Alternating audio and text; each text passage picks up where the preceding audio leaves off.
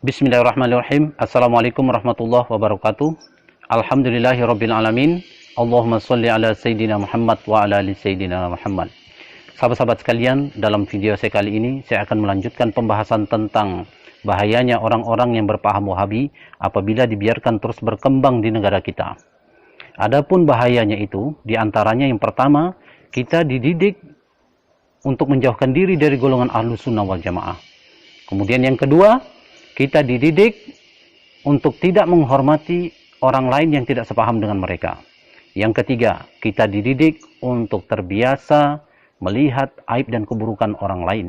Yang keempat, kita dididik untuk tidak menghormati dan memuliakan para habaib. Yang kelima, kita dididik untuk menjauhkan diri dari para ulama, tasawuf, dan ma'rifatullah. Sahabat-sahabat sekalian, baiklah kita akan bahas satu persatu apa maksudnya dari bahaya-bahayanya itu. Bahaya yang pertama adalah kita dididik untuk menjauhkan diri dari golongan Ahlus Sunnah wal Jamaah. Menjauhkan diri bukan berarti menjauhkan diri dari ulamanya, ustadz-ustadznya, tapi menjauhkan diri juga dari buku-buku mereka. Salah satu contoh buku itu adalah buku yang berjudul Kunci Ibadah, di mana buku ini sangat banyak dan mudah kita dapatkan di toko-toko buku dan di pasar-pasar. Mereka sangat meremehkan buku ini dan melarang pengikutnya untuk membacanya.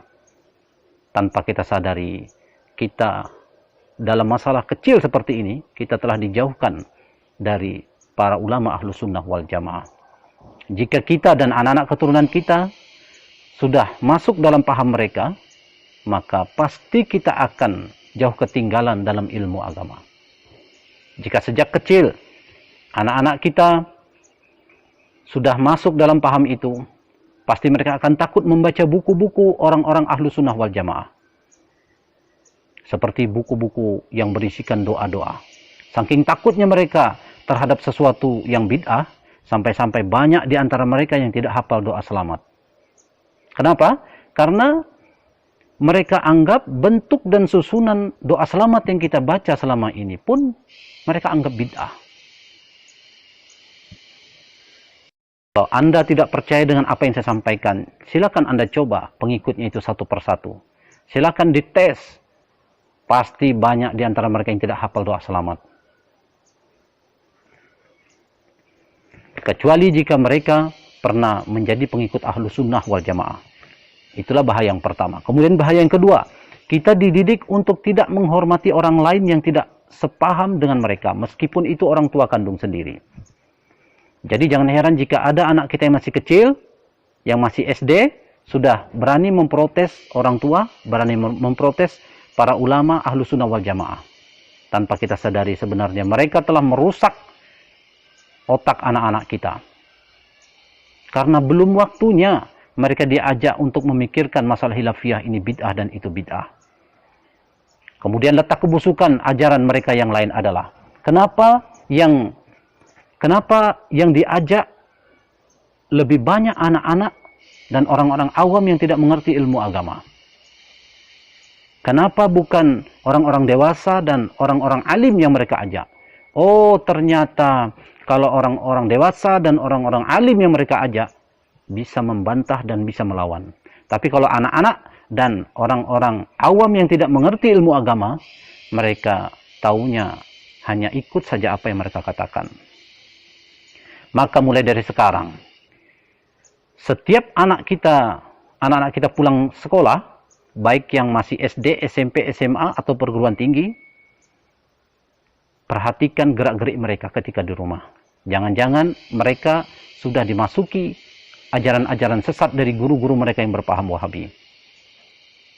Jika sudah ada tanda-tanda kesesatan itu, maka cepatlah laporkan kepada kepala sekolahnya agar ditindaklanjuti oleh kepala sekolahnya. Jika kepala sekolahnya cuek atau mungkin takut atau mungkin juga sudah terpengaruh oleh ajaran-ajaran mereka, maka laporkan kepada tokoh-tokoh agama setempat.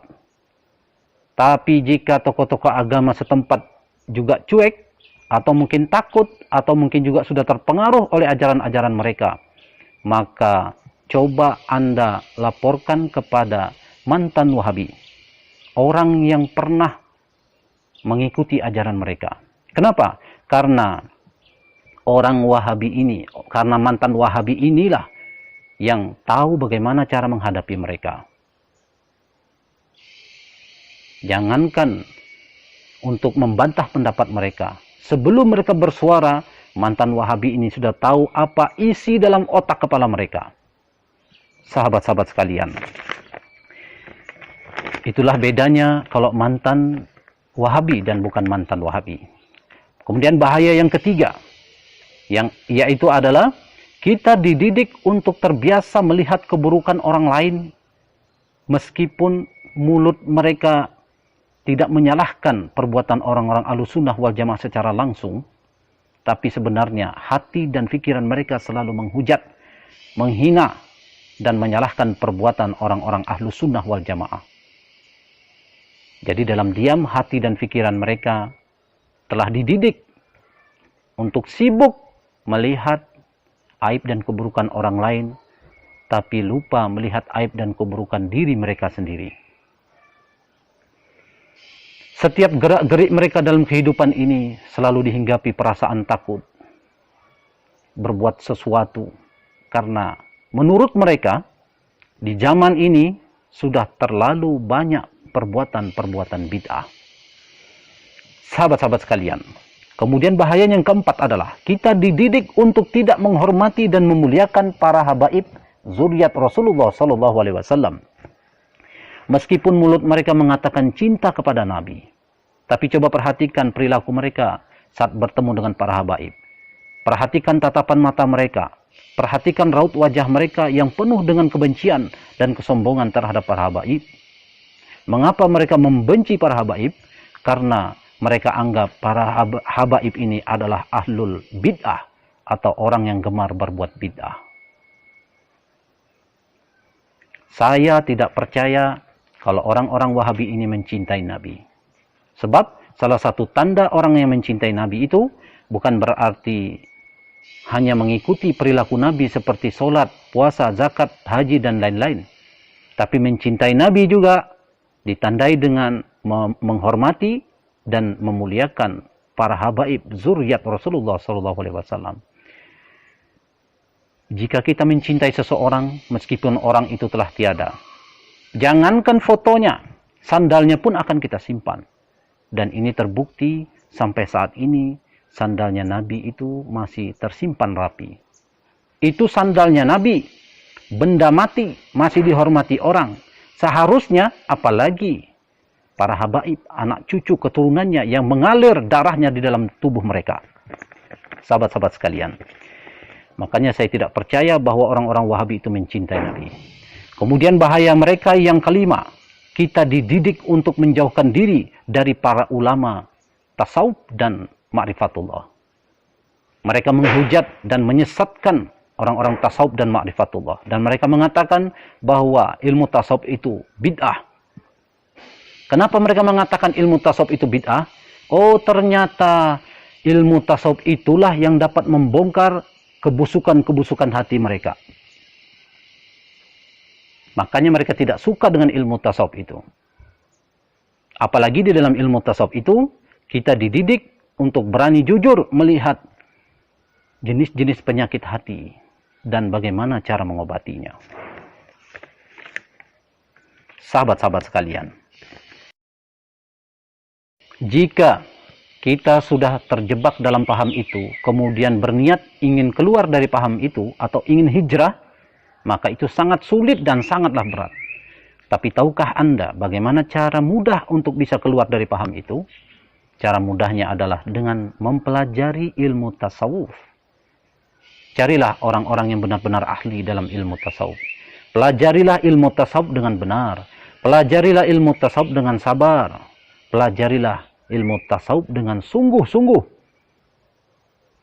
Dalam ilmu tasawuf itu, salah satu manfaat kita mempelajari ilmu tasawuf itu adalah kita akan tahu betapa berharganya waktu. Sehingga hati kita, sehingga akan timbul perasaan rugi dan perasaan menyesal dalam hati kita apabila menggunakan waktu untuk membahas tentang khilafiyah. Ini bid'ah dan itu bid'ah. hanya orang-orang yang mempelajari ilmu tasawuf dengan sempurna yang dapat melepaskan diri dari paham itu.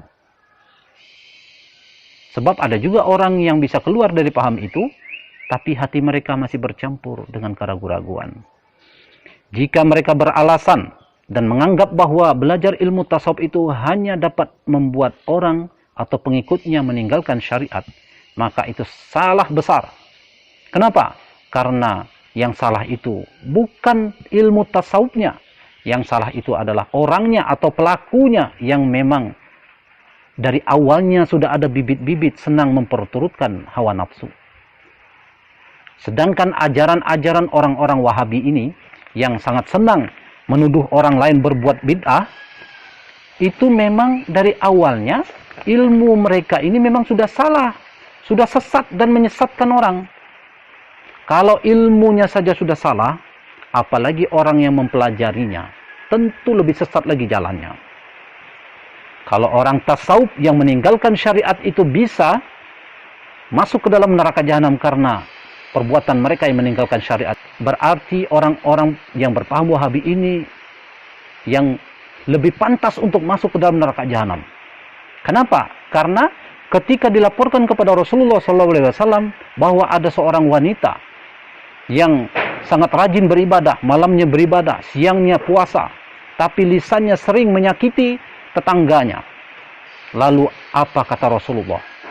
Rasulullah mengatakan, la khaira fiha, hiya min ahlin nar. Tidak ada kebaikan pada wanita itu. Dia akan menjadi penghuni neraka jahanam. Ini artinya meskipun orang-orang Wahabi ini bersyahadat dan melaksanakan syariat, akan tetapi jika mereka mati kemudian tidak sempat bertobat dari perbuatannya yang senang sekali menuduh orang lain berbuat bid'ah, ini bid'ah dan itu bid'ah, padahal bukan bid'ah, pasti mereka akan masuk ke dalam neraka jahanam. Sebab Al-Quranul Karim telah menjelaskan kepada kita bahwa lakum dinukum waliyadin, bagimu agamamu dan bagiku agamaku. Mereka fikir ayat ini hanya berlaku dalam perbedaan agama. Padahal ayat ini juga berlaku antar umat seagama yang berbeda paham, berbeda keyakinan, berbeda mazhab. Mereka sangat banyak yang menghafal ayat ini, tapi tidak pernah mereka praktekkan. Masih juga ucapan-ucapan mereka sering mengganggu orang-orang yang sedang beribadah. Sahabat-sahabat sekalian, bahaya orang-orang yang berpaham Wahabi yang keenam adalah kita dididik untuk senantiasa tertinggal dan senantiasa terbelakang dalam segala bidang kemajuan. Dalam bidang agama contohnya, mereka sangat tertinggal jauh dari golongan ahlu sunnah wal jamaah. Golongan ahlu sunnah wal jamaah selalu menyibukkan diri dengan amalan-amalan sunnah seperti zikir-zikir sampai ribuan kali jumlahnya dalam sehari semalam. Sedangkan mereka menghabiskan waktunya untuk membahas ini bid'ah dan itu bid'ah. 1 menit saja mereka menggunakan waktunya untuk membahas ini bid'ah dan itu bid'ah. Berarti mereka sudah tertinggal membaca kalimat-kalimat zikir ratusan kali jumlahnya. Itu 1 menit. Bayangkan jika 5 menit. Bayangkan jika 1 jam dan bayangkan jika 1 sehari semalam. Jika mereka meluangkan waktu untuk membahas ini bid'ah dan itu bid'ah, bayangkan ruginya mereka. Makanya jangan heran jika orang-orang ahlu sunnah wal jamaah ini yang lebih unggul dalam ilmu agama, dengan zikir-zikir mereka itu yang sungguh-sungguh itu, banyak dari mereka yang menjadi wali-wali Allah. Dan tidak mungkin mereka bisa mencapai derajat wali Allah itu jika Allah tidak meridhoi zikir-zikir yang mereka lakukan. Sedangkan dari orang-orang yang berpaham Wahabi ini, tidak ada satupun dari mereka yang menjadi wali Allah. Mustahil mereka akan mencapai derajat wali Allah. Kemudian contoh ketertinggalan mereka dalam bidang ilmu pengetahuan dan teknologi. Mustahil mereka akan menjadi orang pertama atau menjadi penemu suatu kebaikan yang akan bermanfaat untuk orang banyak. Sebab hati dan pikiran mereka selalu terpusat pada satu jenis pembahasan yang tidak akan pernah selesai.